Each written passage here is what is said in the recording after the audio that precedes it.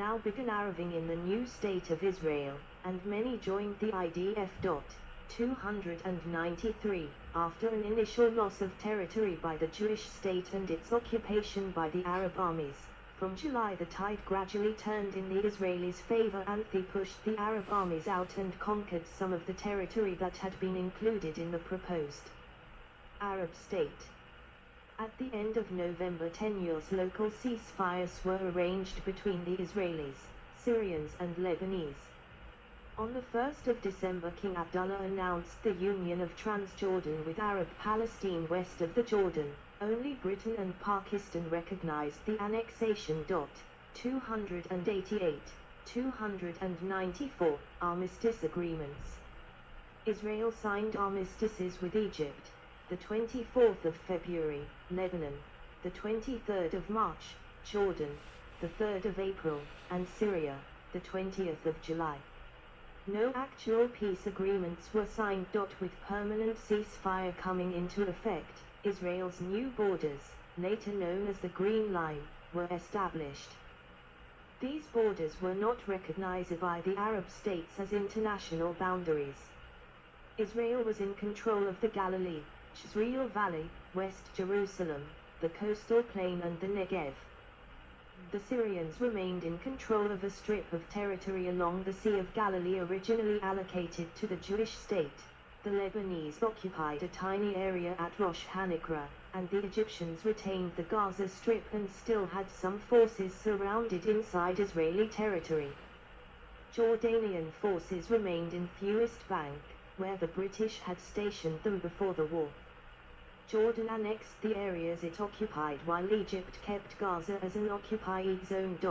295, 296, 297, 298, 299, 1949 Green Line. Following the ceasefire declaration, Britain released over 2,000 Jewish detainees it was still holding in Cyprus and recognized the State of Israel. On the 11th of May 1949, Israel was admitted as a member of the United Nations. 300, out of an Israeli population of 650,000, some 6,000 men and women were killed in the fighting, including 4,000 soldiers in the IDF, approximately 1% of the Jewish population.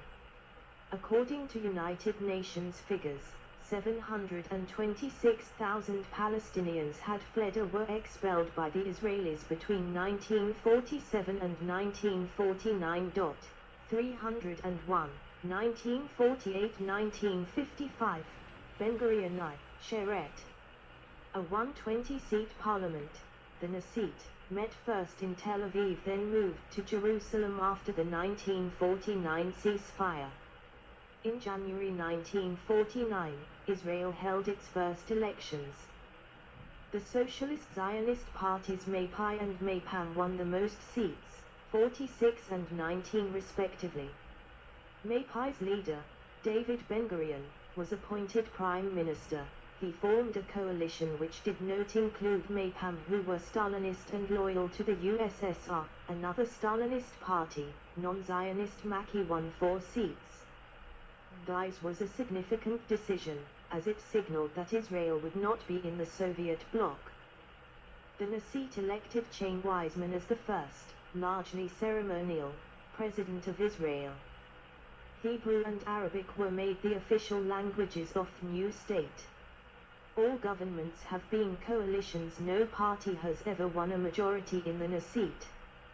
From 1948 until 1977 all governments were led by Maipai and the Alignment, predecessors of the Labour Party.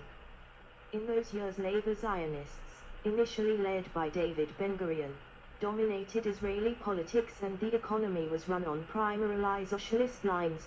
Within 3 years, 1948 to 1951, immigration doubled the Jewish population of Israel and left an indelible imprint on Israeli society.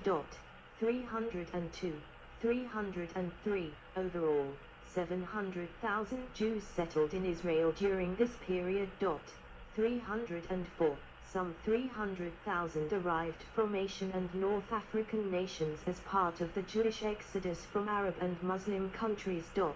305 among them. The largest group, over 100,000, was from Iraq. The rest of the immigrants were from Europe, including more than 270,000 who came from Eastern Europe, 306, mainly Romania and Poland, over 100,000 each. Nearly all the Jewish immigrants could be described as refugees, however only 136,000 who immigrated to Israel from Central Europe had international certification because they belonged to the 250,000 Jews registered by Thales as displaced after World War II and living in displaced persons camps in Germany, Austria and Italy. 307. In 1950 the Knesset passed the Law of Return, which granted to all Jews and those of Jewish ancestry, Jewish grandparent, and their spouses, the right to settle in Israel and gain citizenship. That year, 50,000 Yemenite Jews, 99%, were secretly flown to Israel in Operation Magic Carpet. In 1951 Iraqi Jews were granted temporary permission to leave the country and 120,000, over 90%, opted to move to Israel as part of Operation Ezra and Nehemiah. Jews also fled from Lebanon, Syria and Egypt. By the late 60s, about 500,000 Jews had left Algeria, Morocco and Tunisia. Over the course of 20 years, some 850,000 Jews from Arab countries, 99%, relocated to Israel, 680,000, France and the Americas.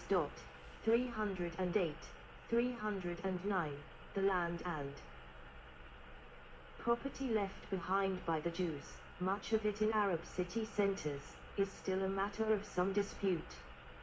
Today there are about 9,000 Jews living in Arab states, of whom 75% live in Morocco and 15% in Tunisia. Vast assets, approximately $150 billion worth of goods and property, before inflation, were left behind in these countries. 310, 311, Menachem began addressing a mass demonstration in Tel Aviv against negotiations with Germany in 1952. Between 1948 and 1958, the population of Israel rose from 800,000 to 2 million. During this period, food, clothes and furniture had to be rationed in what became known as the austerity period, Tqufat Hartzna. Immigrants were mostly refugees with no money or possessions and many were housed in temporary camps known as Marabarot. By 1952, over 200,000 immigrants were living in tents or prefabricated shacks built with government. Israel received financial aid from private donations from outside the country, mainly the United States. 312. The pressure on the new state's finances led Ben-Gurion to sign a controversial reparations agreement with West Germany. During the Knesset debate some 5,000 demonstrators gathered and riot police had to cordon the building. 313. Israel received several billion marks and in return agreed to open diplomatic relations with Germany. In 1949, education was made free and compulsory for all citizens until the age of 14. The state now funded the party-affiliated Zionist education system and a new body created by the Ha'edi Agudat Israel Party. A separate body was created to provide education for the remaining Palestinian Arab population. The major political parties now competed for immigrants to join their education systems. The government banned the existing educational bodies from the transit camps and tried to mandate a unitary secular socialist education. 314, under the control of camp managers who also had to provide work, food and housing for the immigrants. There were attempts to force Orthodox Yemenite children to adopt a secular lifestyle by teachers, including many instances of Yemenite children having their side curls cut by teachers. The Yemenite children affair led to the first Israeli public inquiry, the Frumkin Inquiry, 315, the collapse of the coalition, and an election in 1951. In its early years, Israel sought to maintain a non-aligned position between the superpowers.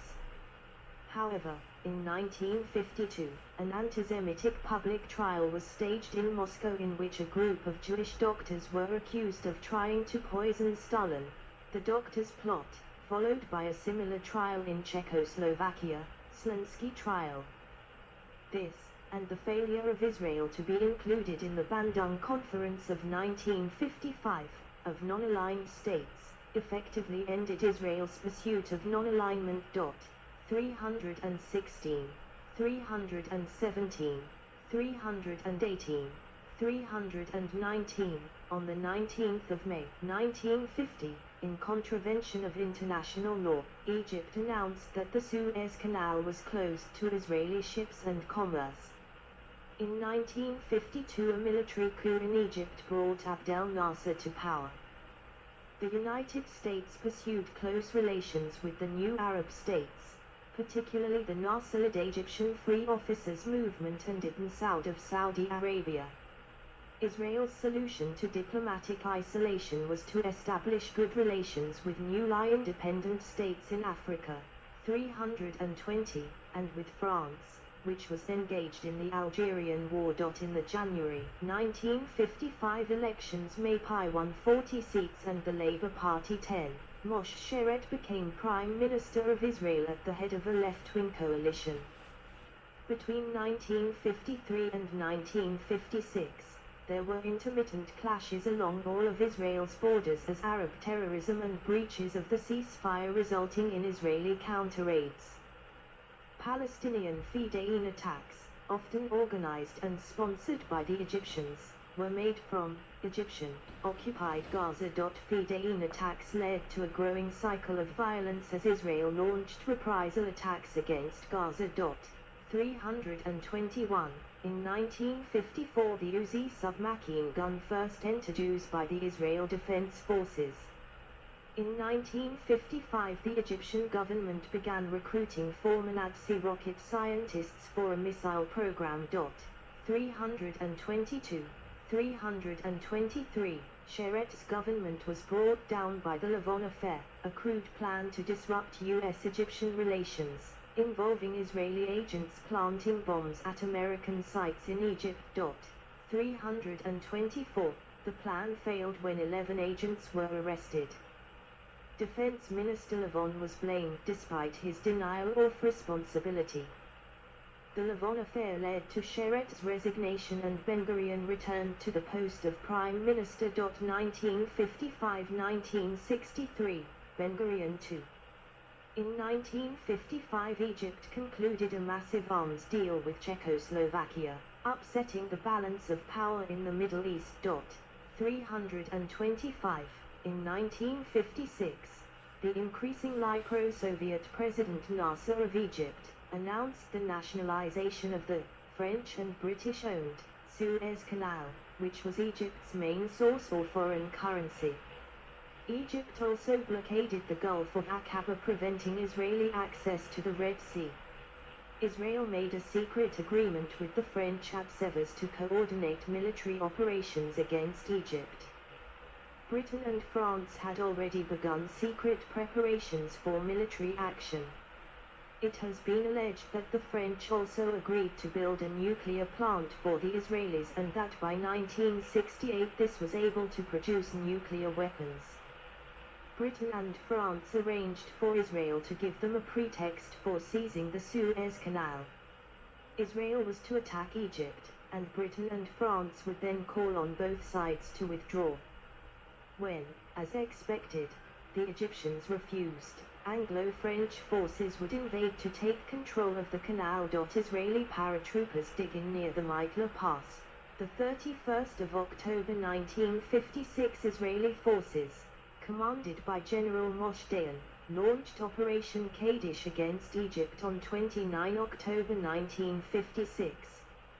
On the 30th of October, Britain and France made their pre-arranged call for both sides to stop fighting and withdraw from the canal area, and for them to be allowed to take up positions at key points on the canal. Egypt refused, and the Allies commenced airstrikes on the 31st of October aimed at neutralizing the Egyptian Air Force. By the 5th of November, the Israelis had overrun the Sinai.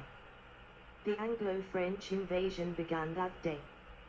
There was uproar in the UN, with the United States and USSR for once in agreement in denouncing the actions of Israel, Britain and France. A demand for a ceasefire was